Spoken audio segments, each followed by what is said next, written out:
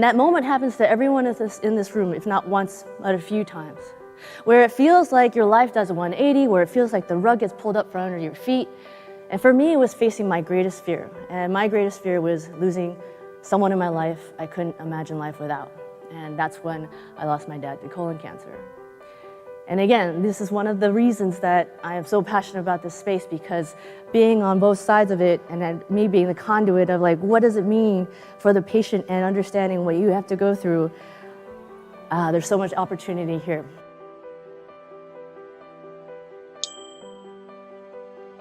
Happiness is a business model. How can it impact maybe your organization and maybe your life?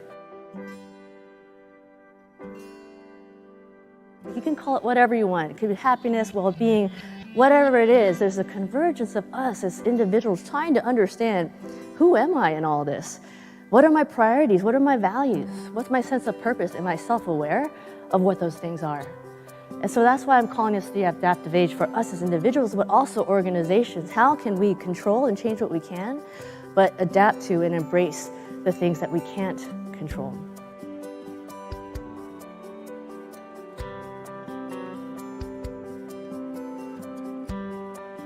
You know, culture, what it isn't anymore is not having free drinks in the fridge.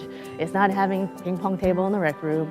It's having to have a dynamic organization to embrace the changes every time someone walks into new to your organization and every time someone walks out. So how are we as teams and leaders committed are we to this idea to really make it last in a sustainable way?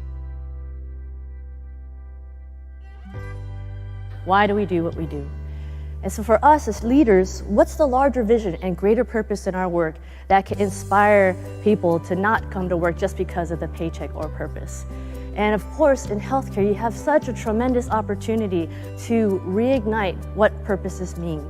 Because you already have this great sense of most people that come to this line of work do it because they care.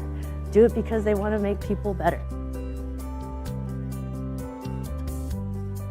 Everyone's got values these days, but what do they actually mean? Like, as an example, I believe Enron's #1 value was integrity. And we all know what happened to that company. So what we say, hey, let's just define things a little better. Take these values like integrity and define behaviors out of them so they're specific, black and white, measurable and accountable. And one of the things that we actually help our clients do is think about your own personal core values. So when you define those and you align them with your company's core values, do they actually align?